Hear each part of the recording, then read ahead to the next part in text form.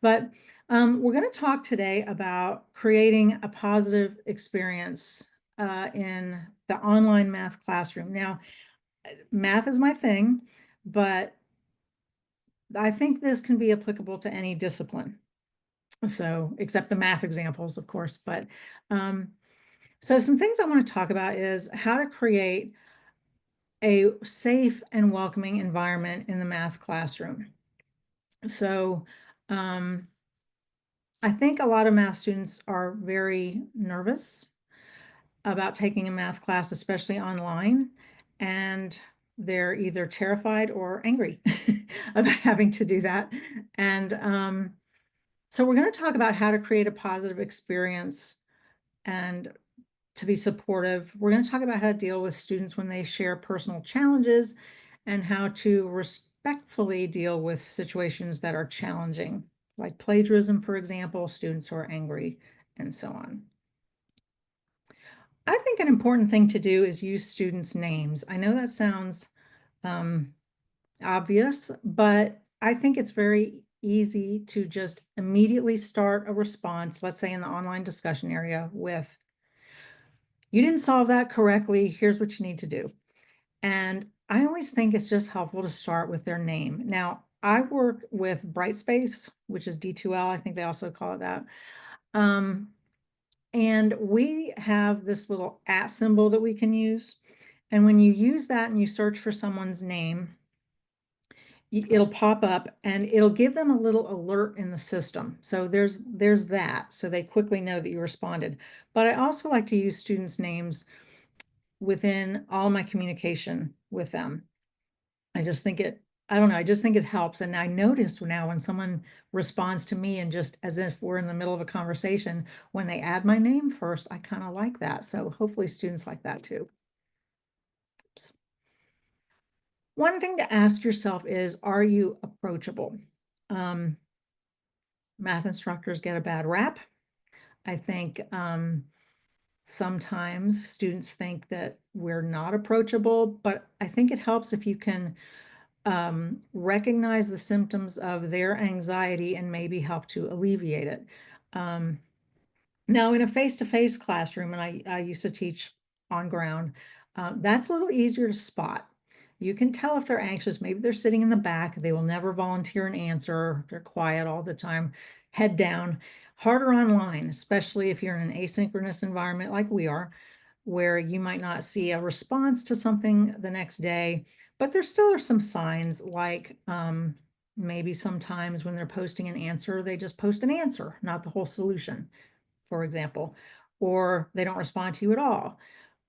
Those aren't necessarily indications that they're cheating. It just might mean that they're terrified of showing how they would work through a problem, for example. Kind of like on campus, come up to the board and show me how you solved a problem.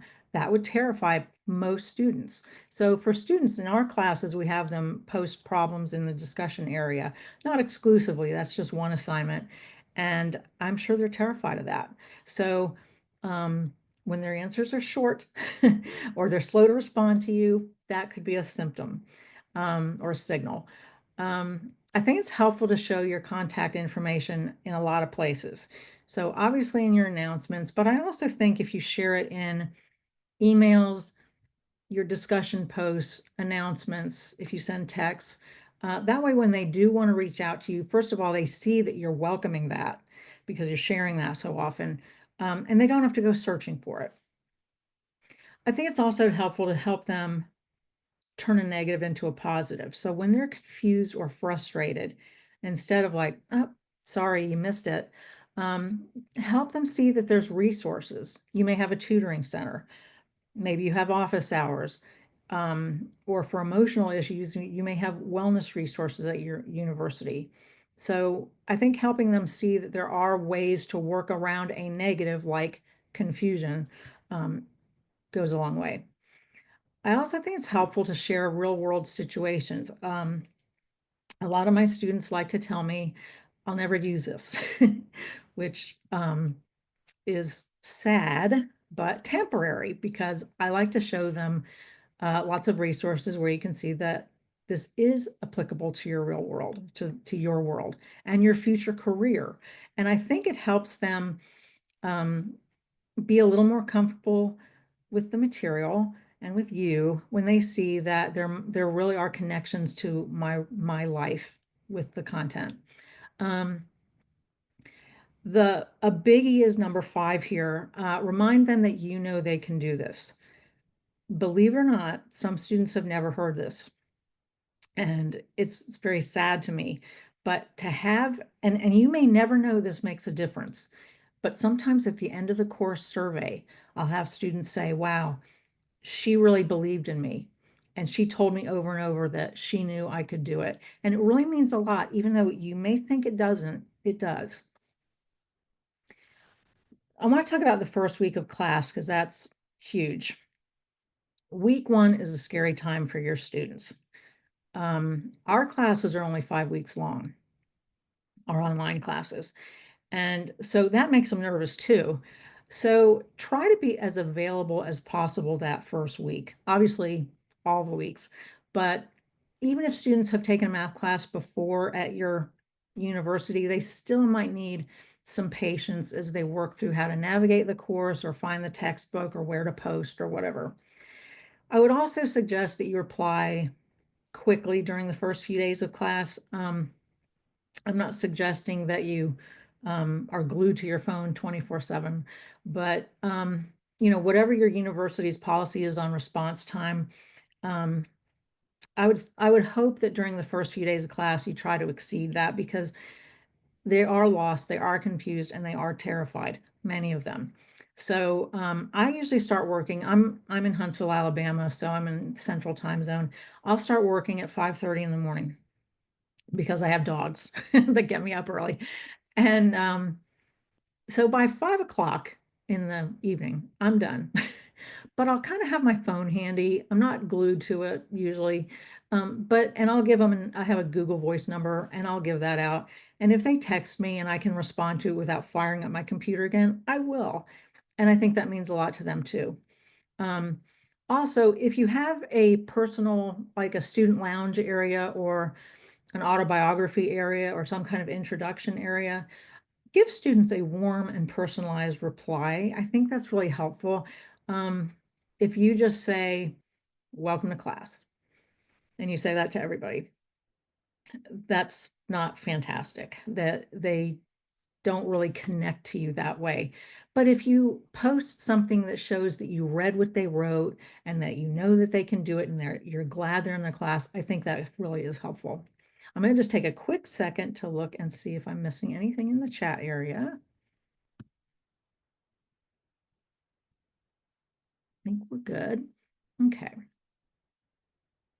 Now, tone in the discussion area is important as well. This whole theme about tone and encouragement was kind of my theme last year. So every time I held a math department meeting, I brought up tone and being encouraging. I do not think math instructors are strange. Some people tell me that. I do not believe them. However, it is tempting for us to want to launch into feedback, discussion area feedback. So in our institution, we'll have them solve problems. It is very tempting to respond by saying, you missed the first one, you got the second one right, please revise, and be kind of short. So we need to fight that, because they need more than something that, even though we might mean well and we're just getting to the point, we need to give them a little bit more to help them feel more comfortable. So I think warm responses in the autobiography area is important, in the student lounge areas, but also in the discussion area, and I'll show you some examples. So I think it also can help to, besides being encouraging, find things to get students to respond to. For example, I like to add challenge questions. It's not graded. It's just a question that might be a little bit challenging, kind of fun, see if they want to try it, and there's no penalty. So they kind of like that because there's no penalty and they can try it. Or participation opportunities. What do you all think about this? maybe relevant cartoons. There are math cartoons out there, and it's Pi Day, by the way, so happy Pi Day. I posted something about that today. Relevant articles, and it doesn't have to be just about math. I posted quotes about Einstein quotes. What do you think? An article that says failure is important for success. What do you think about that? They love that one. I have students who might be older than traditional college students. And so I posted an article about somebody who graduated college when he was in his 80s. They love it. So, and it has nothing to do with math. And it's a nice little break, and it gives them, again, it makes you, I think, a little more relatable, and they might find an article that really means something to them. And there's great video links, math related, with exceptional instructors out there that show maybe ways to work something out that maybe you haven't thought of or you haven't created a video about. Oh, I didn't know it was Einstein's birthday. Thank you. That's pretty. I need to add that. I'll tell them, because I do have that article about Einstein in class, so I'll share that too. Thanks. I think it's also helpful to provide real world connections. As I mentioned earlier, sometimes they think they're taking this because you hate them. We don't hate them. Their academic counselor doesn't hate them. These math classes matter to their future careers and their world. And every week I'll post ways that this week's material is applicable to their lives or their careers. And they don't all respond to that. They don't all post, oh, thank you. But I do think they read it, because sometimes at the end they'll say, this really helped, and I saw, you're right, this did apply. Sometimes I'll post, I'm not a programmer, but I'll post a programming language. My husband is. I'll be like, write me some code to show something. And the ones that are in that field love that. So you never know how you might connect with them. In addition, I know we've all heard of the sandwich approach, right? Say something positive, constructive, positive. I at least try to get two of those. So try to find something positive about their post, their attempt, and then add the constructive part. And it's very hard to remember to do that piece. So I think just that's why I repeated this so much in our department meetings last year. It's easy to forget, but I think it really, really helps them, because especially the ones who are terrified. So here is an example. This is, and the examples I have in this presentation, I did not write. I got these from checking courses and seeing great examples from the adjuncts in my department. So here's an example when the student's answers are right. And it is very tempting to say, number one's correct, number two is correct. But I like this. Of course, we're using their name. Thanks for posting. Your answer is correct. Your attention to detail. I won't read all this to you, but you're applauding their attention to detail. On the second one, you're saying they got it right, and it's great that you understand the order of operations. We're going to use that a lot, so good job. I think that's more meaningful than just correct. And I also think if you can try to switch this up so you're not giving this exact same feedback to everybody, because they'll notice. Try to individualize your comments. And I also think it's important to add a little note about anything else that's graded. So they get them both right, great, on to the next assignment. Tell them what the next assignment is. Or in this case, if you have discussion participation that is graded, what that would look like. So they know what to do next to do well. And of course, your name and contact information, as many places as you can put it so they don't have to look it up. So here are answers that are incorrect. Again, we're using their name. Thanks for posting. For question one, your final answer is almost there. Your formatting looks excellent. I mean, there might be times when it's hard to find something they did right because they really don't have any of the steps right. Okay, your formatting looks good. Anything you can find to be positive, I think, is really helpful. And then give something constructive.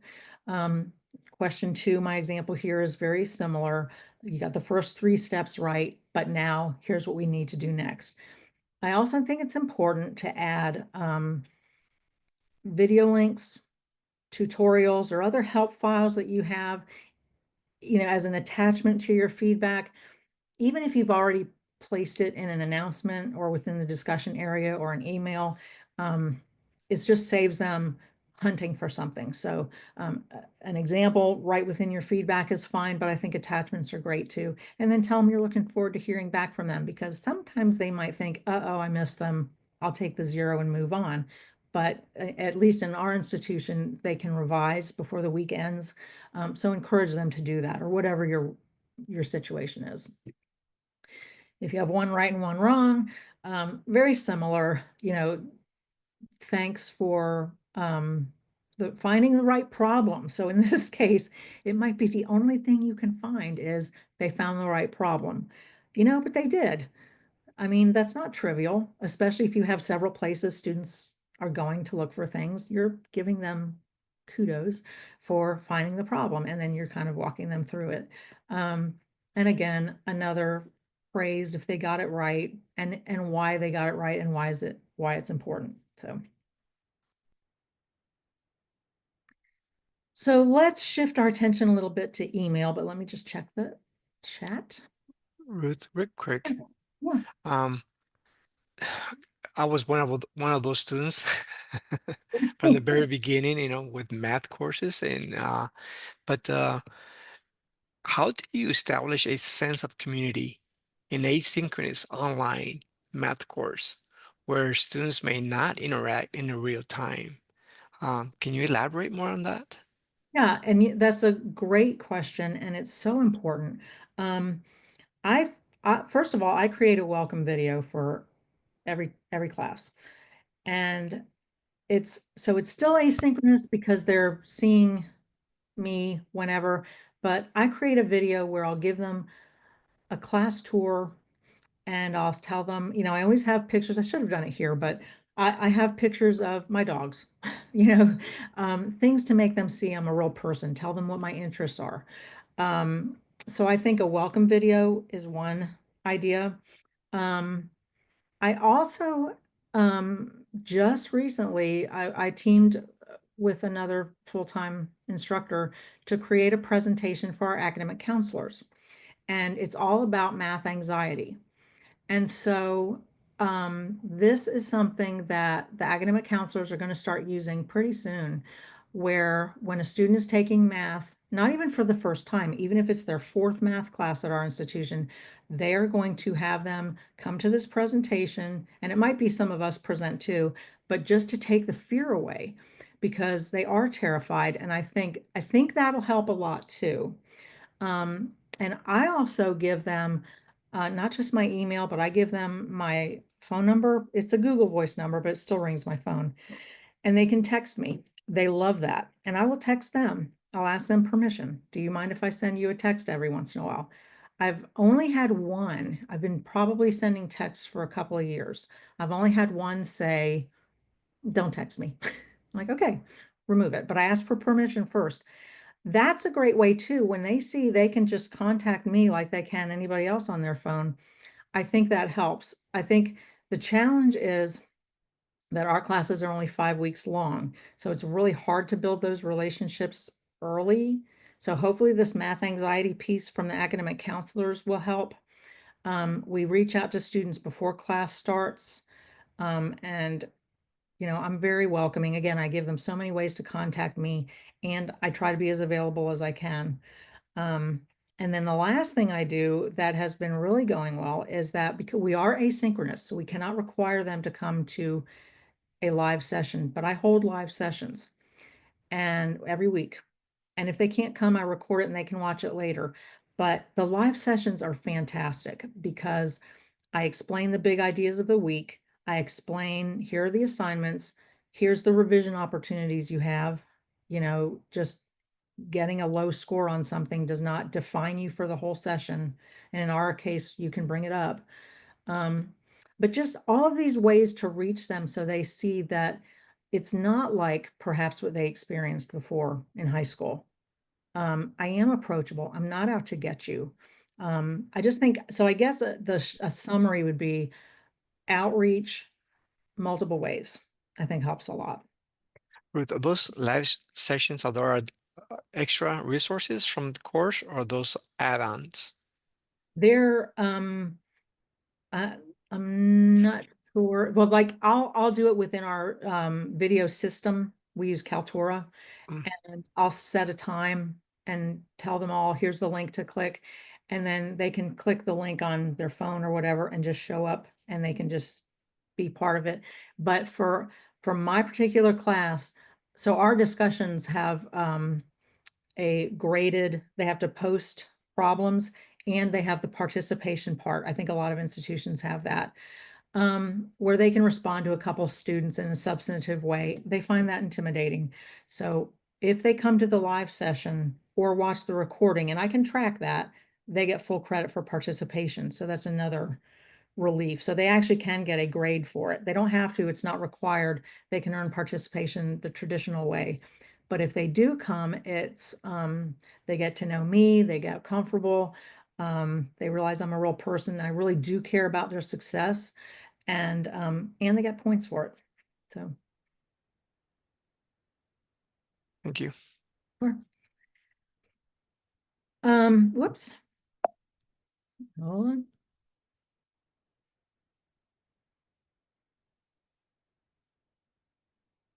Sorry about that. Um, email tone. Okay, so this is another biggie because um, it's very easy when you're responding to a bunch of emails to quickly respond. We all do that. I sure do. But try to take a little extra time with your students because how many times have you texted with somebody and you got their intent all wrong? Like they didn't mean, they might have just been joking and you can't tell. So email, and the same could be true for texting. The tone is very um, challenging to get the correct tone across. So try to think about that, double check your emails and make sure you have an encouraging tone when you send them, because again, this is more about building a relationship with your students. So here's an example. So we have a tutoring center, and if a student sends an email and says, I want to get more tutoring hours, and you just say, well, sorry, you've used up all your tutoring hours. You can't get any more. Go hire a tutor. Good luck. Not great, right? Um, but a better response could be, you know, I'm glad you emailed me. Here's how you can get some more tutoring time. And I want to help you as well. So reach out to me if you have questions and let me know how it goes. So, for example, maybe they can't get more tutoring time. Okay, instead of saying, oh, sorry, you're out of luck, you can say, well, I don't think you can get more tutoring time, but I'm here. Let's set up a time and let's talk. If you have Zoom, like we all have, or a whiteboard system in your class, you could meet that way. Um, but you don't want to just say, oops, sorry. Try to be encouraging, because that poor response wouldn't make me want to reach out to the instructor again. Asking an innocent question, that would really make me not want to come back with more questions. Um, in the gradebook area, so sometimes I think, wow, my students are just looking at the grades and they're not reading my feedback.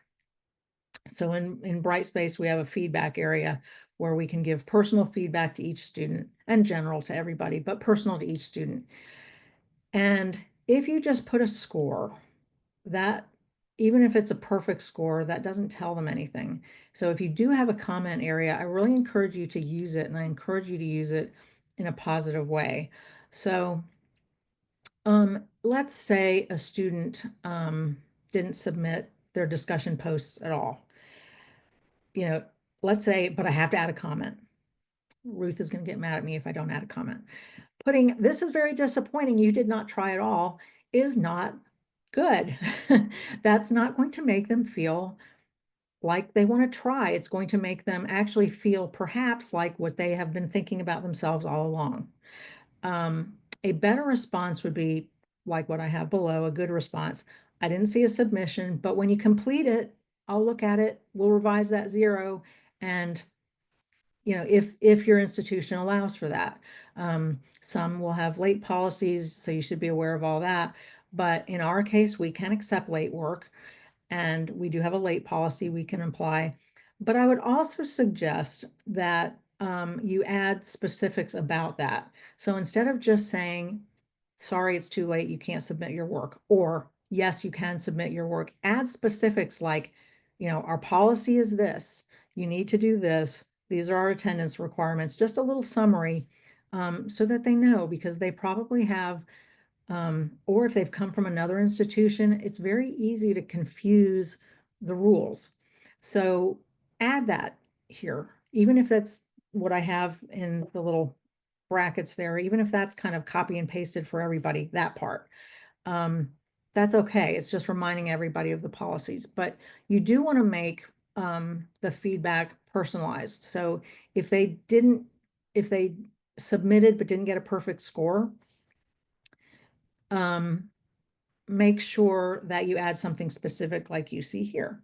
So you do want to make sure that your gradebook feedback is specific, not just you got 20 out of 30, try harder next time. And you put that for everybody. That's not going to help them, and they're going to stop reading your feedback anyway. So you're still adhering to your university's policies, but you are being very specific. A lot of times what I'll do is I'll have the grade book open while I'm responding in the discussion area, and I'll copy and paste, but not publish the grade book part. And then I can revise it when I'm ready to grade. And that way I know I have those specifics there. And again, try to find something about their work to congratulate, even if it's nothing but effort. And remember, um, even if all they did was put an answer, like we do not award full credit if they just have an answer, even if it's right. But sometimes maybe they're just putting an answer because they cheated, they plagiarized, whatever. But it might be they do that because they're terrified. So we don't want to assume the worst, just, congratulate them on the attempt. Here's what I need in the future. And I think it's really important in your feedback to give them resources so that they can improve next week. So here's an example. Thanks for posting. Your first two solutions are right, but you missed the third one, and here's why. And you were super close. All of that's very specific. And then provide them resources so they can start thinking ahead to week 4, because this feedback won't mean a whole lot if they can't use some of it to improve next week or with the next assignment. So, and tell them that your success is important to me. I bet they haven't heard that a lot. So, and again, your name and contact information is really helpful too. All right, so now we need to talk about some negatives. Sorry, but sometimes students do plagiarize. So I can't talk too much about that here because everyone's institution is different, but make sure this would be a great time to know or find out what your institution's policies are about plagiarism. I'm thinking everybody handles it a little bit differently. And same with when students use ChatGPT. Some classes may incorporate ChatGPT into the class and some might not. So you need to make sure you know that. And if they permit it, know how it's permitted. And if it's not, know that too. But so again, I can't emphasize that enough. Make sure you know your university's policies on how it's handled. But in the public discussion area, so back to the encouraging part, if you suspect plagiarism, never accuse publicly. I'm even careful when I send them an email, but publicly never accuse. I would suggest that you respond with a follow-up question. You can say, your answer is correct. That's true. So I teach a class where we do a lot of logic, truth tables, Venn diagrams, things like that. And so I might ask, your answer is correct. How can we find the number of subsets without writing them all out? So if we wanted to know the number of proper subsets, which set would we remove? So a student who did their own work will have no trouble with that, and a student who didn't probably would. I'm not saying this isn't what you would use necessarily to determine plagiarism, but it gives them a chance to try. Even if they did, maybe they can answer this. You're helping them think through this problem, and you're not accusing them publicly. I'm just checking the chat box. I think that's fabulous. So, and I know everyone can see the chat, but most of the math faculty merge their office hours in a math classroom as lab tutoring. I think that's a great idea. I love that. We merge if someone live sessions are optional for instructors, they don't have to do it, but if they do, that can count as an office hour. But yes, they can also meet using Zoom or a whiteboard, and that would count as office hours as well. So I like that a lot. All right, now when plagiarism is suspected and you're sending an email. So again, everything I have here is what I might send if I suspect it. Maybe I can't prove it. So I don't want to go down the rabbit hole of detecting plagiarism, because that's not the point of this presentation, but it's getting harder and harder to detect, and Turnitin doesn't necessarily find it. It's tough. So sometimes if it's not something where I can really prove it, and I certainly can consult with our Office of Student Affairs, and they're fabulous about that.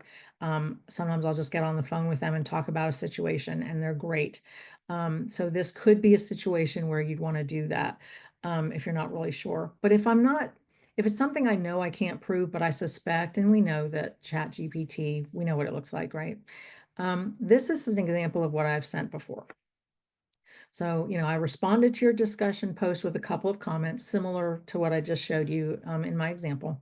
I'm not accusing you, but just the nature of your second question, I wanted to reach out. And then I just mentioned we can't use outside resources, but we've got lots of resources in class that you can use, and use proper citations if you are going to quote something. But in our particular class, you won't need to, because I just want to see your work. And then I just tell them, you're starting off well. I'm really glad you're in my class. To me, this is a very non-threatening way to say, "Oh, I don't know, something doesn't look quite right, but I'm giving you a chance." I Sometimes they won't respond at all, but at least you're telling them, I'm looking at your post kind of carefully, and I just want to make sure you're posting in accordance with our academic integrity policy.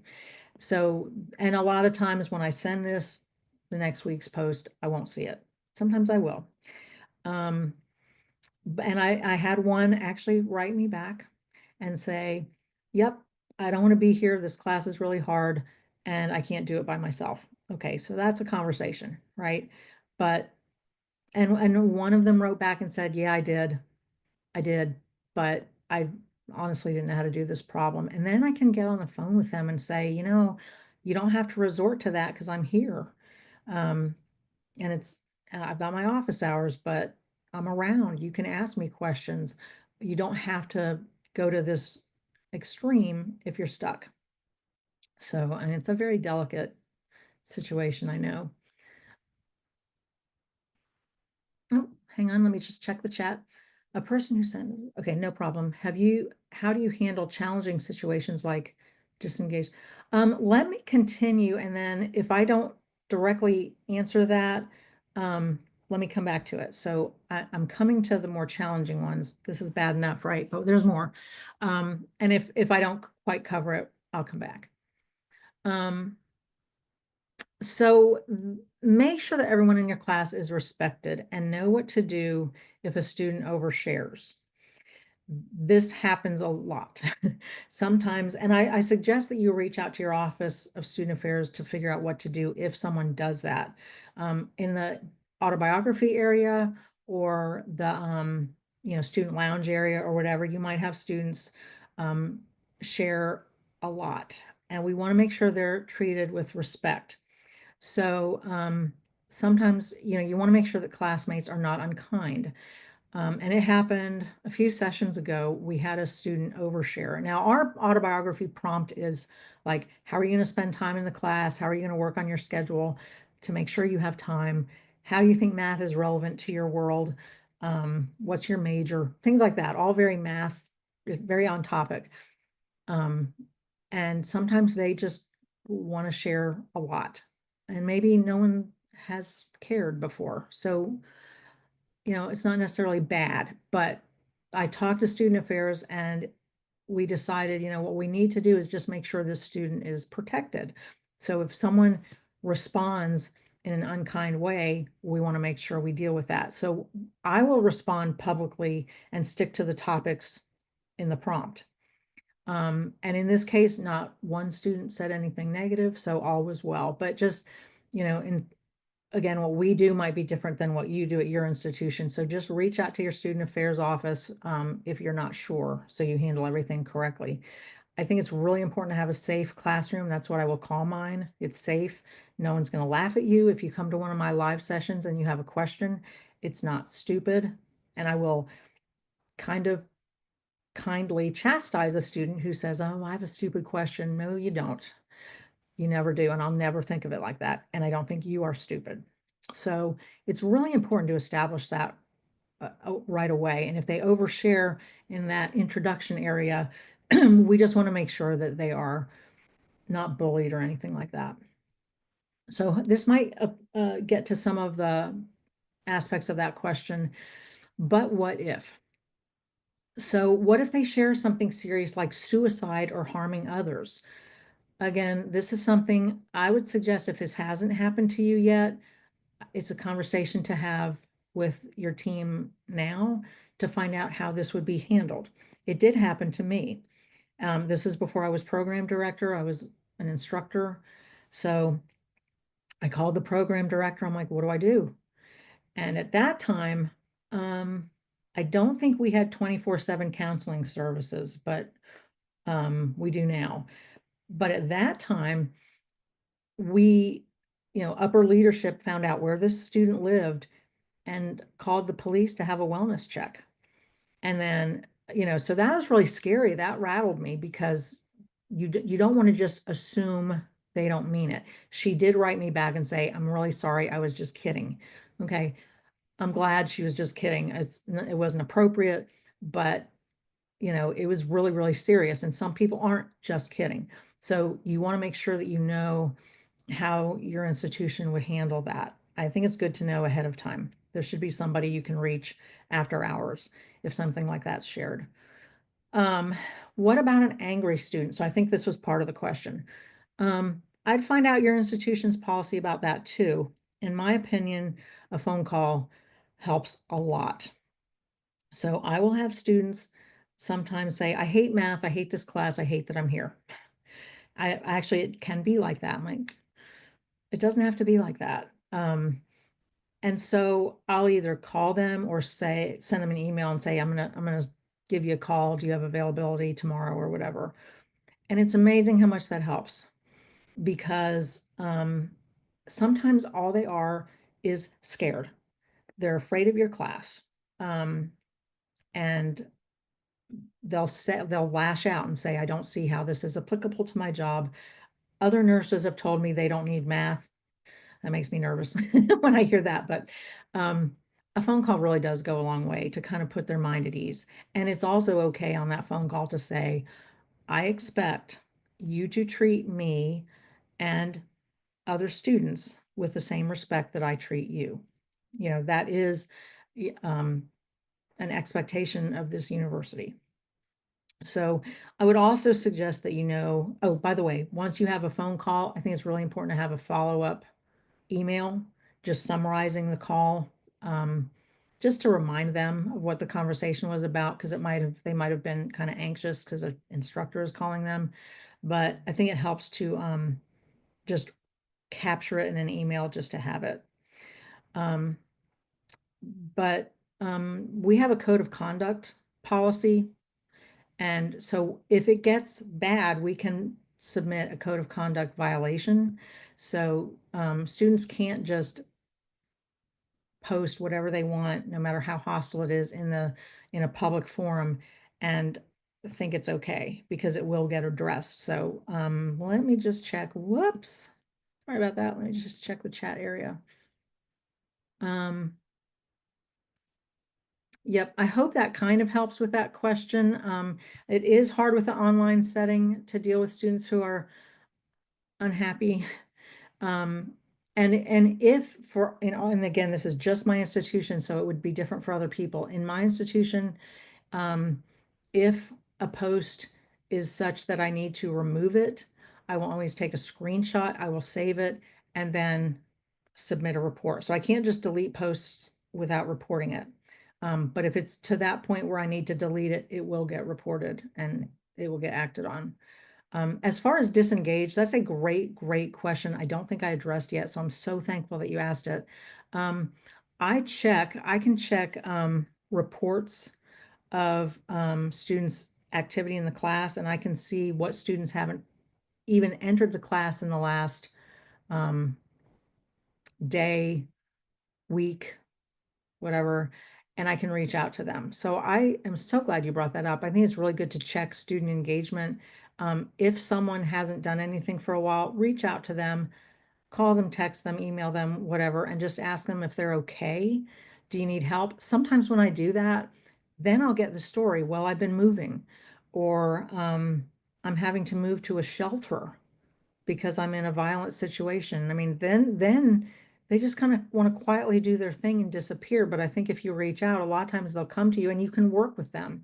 And you can be like, I'll accept your late work. You need to take care of yourself or whatever your policy is. But it's good to be proactive because it is disappointing when you find out in the last week of class that they've been having these serious situations.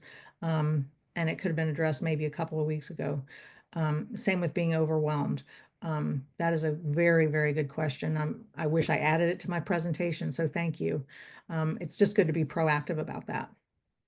Um, have math teachers considered the challenges and advantages of knowledge generating tools for decades, including calculators?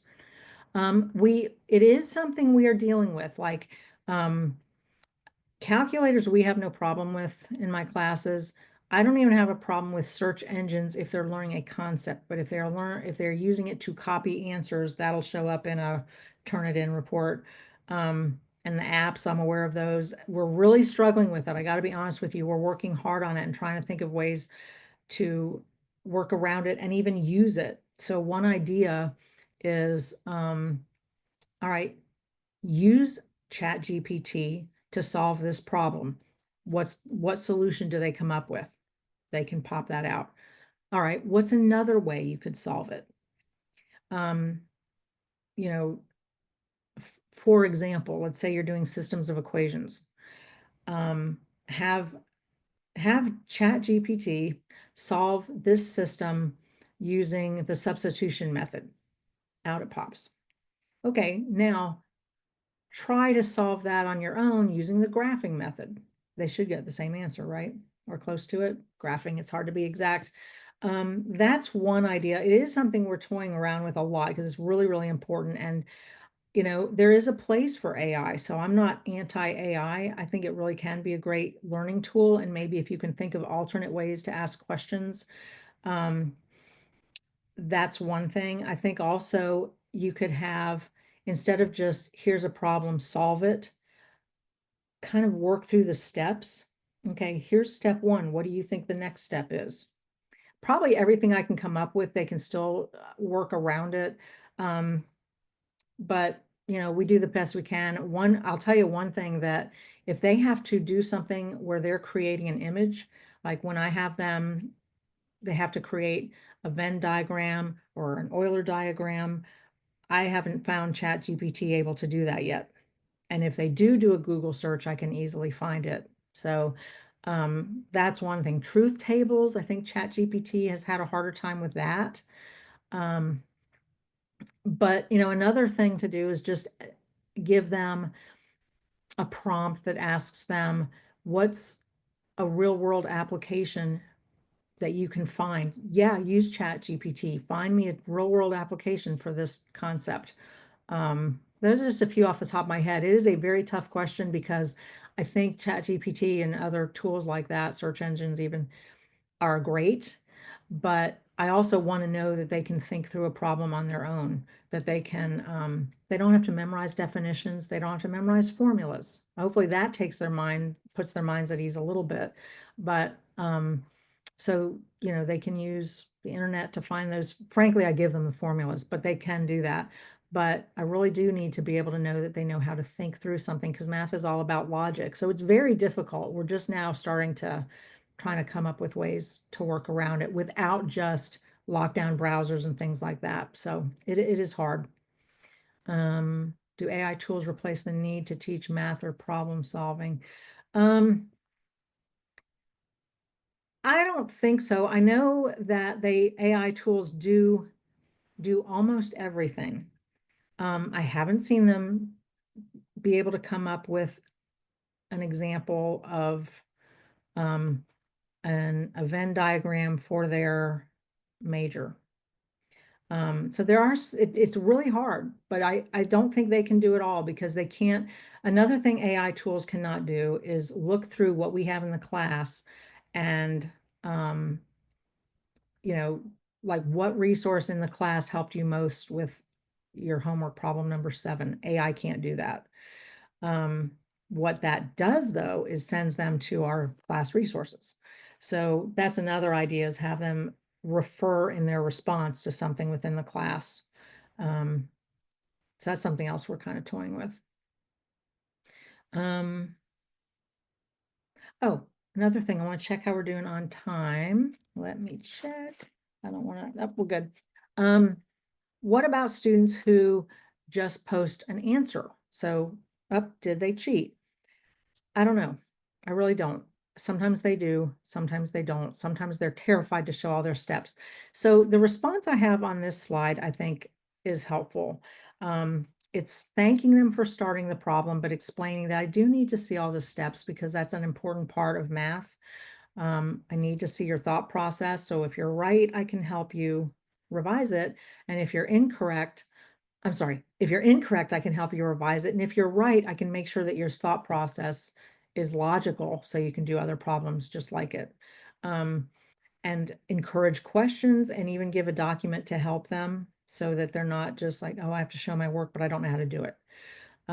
Again, this is very warm and friendly and encouraging, but yet we're sticking to our academic integrity policy, which requires more than just answers.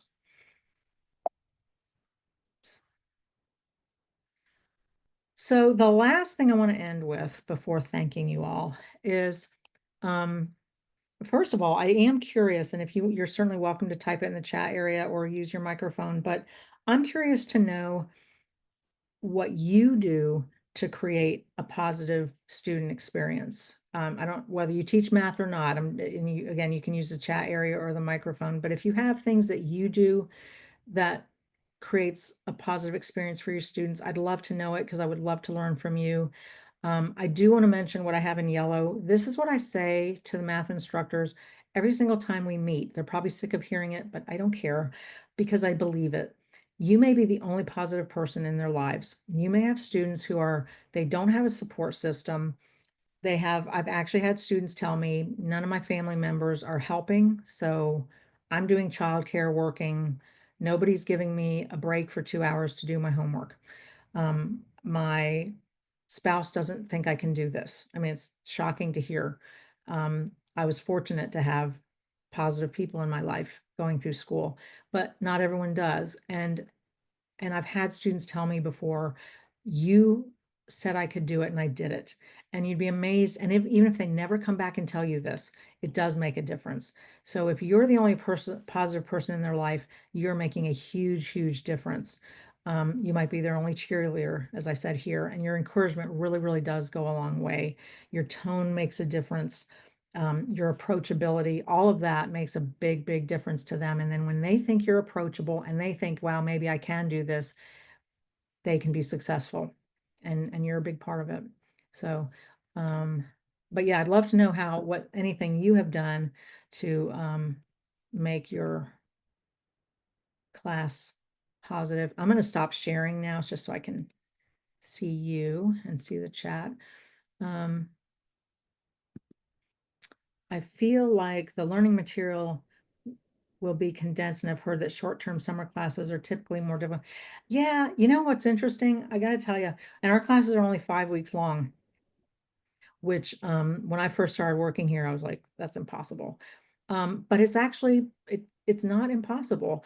But we tried giving them one class, a 10-week class. It was our intro, we had a remedial class, and we turned it into from 5 weeks to 10 weeks. Believe it or not, our pass rates went down. Um, Mm.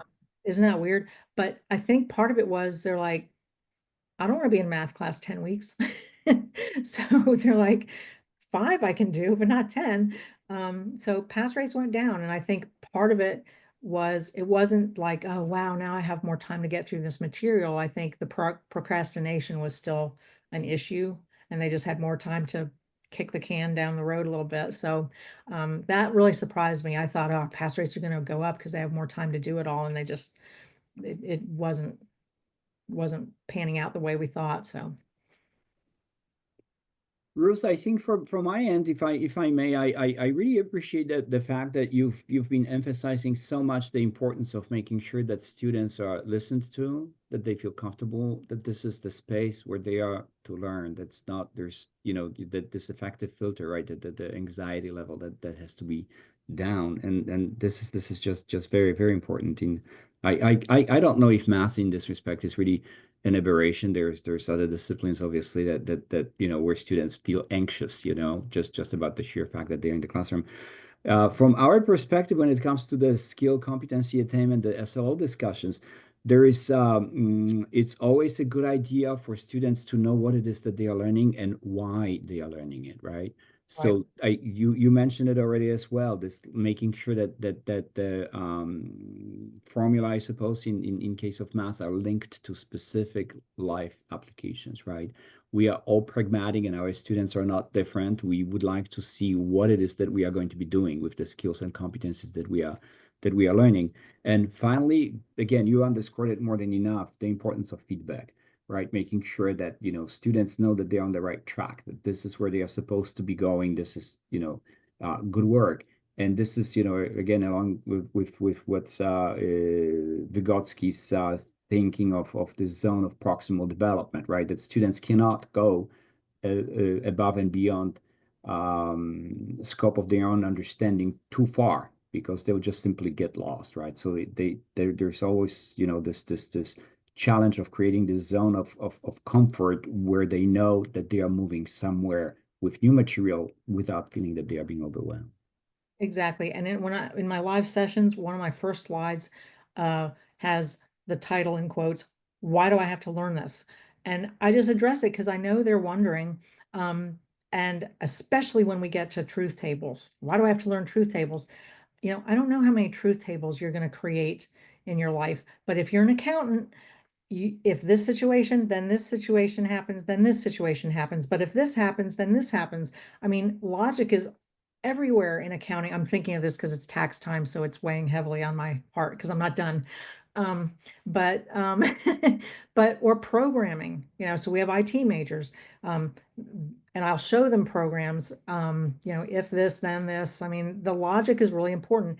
And our medical fields, like if you use this medicine but the patient has this, but what if they have this? There's all these situations that you have to account for before you come to a decision. So so every single time I meet with them, it's like, you're not taking this because your academic counselor hates you. You're taking this because it is valuable to your future career.